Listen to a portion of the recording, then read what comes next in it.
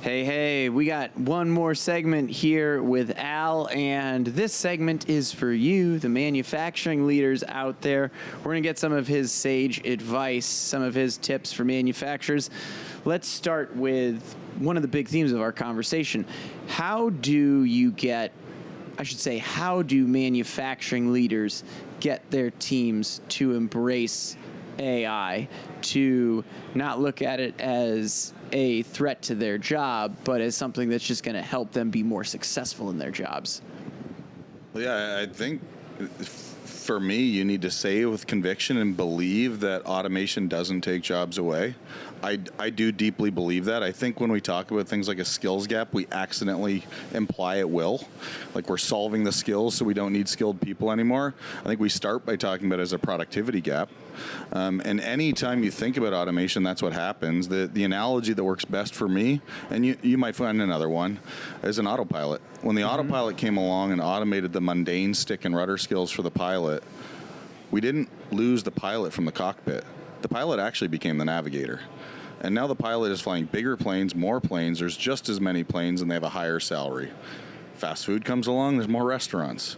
You can't think of a good case where automation came along and it didn't make people irrelevant. It actually filled more demand and the demand got bigger. Yeah. So I think the first thing is to not just try it, but to embrace it and understand that when we make ourselves irrelevant, we actually free ourselves up to do more.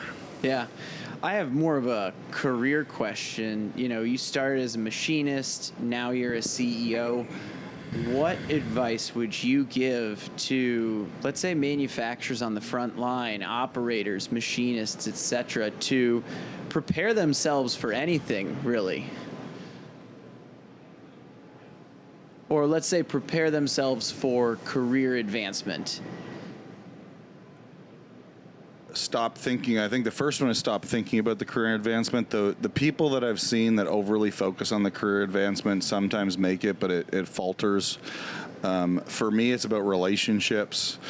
For me, actually, and I sign all my emails, moving at the speed of trust. But as I think about automation, the more automated communications happen, the more important the handshake and the fist bump and the beer in the backyard are. I think a lot of times I'll always remember Jack, who I shared a bench with when I was a machinist. So what are you making, Jack? And he parts. And he just kind of like have this crusty, we'd even call him crusty, attitude that isolated himself. And that would work in the world where humans were just muscle.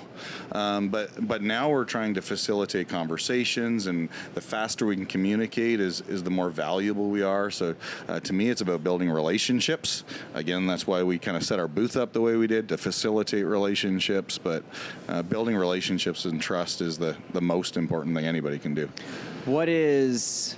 I'm wondering if I know what your answer on this is going to be. What are some of the most underrated trust-building tactics in today's manufacturing world? Because people are on social media, people do the dinners, people do the events. What do you think is one of the most underrated strategies in this day and age? Vulnerability. Vulnerability, okay. Yeah, without a doubt. Yeah. What does vulnerability look like in practice?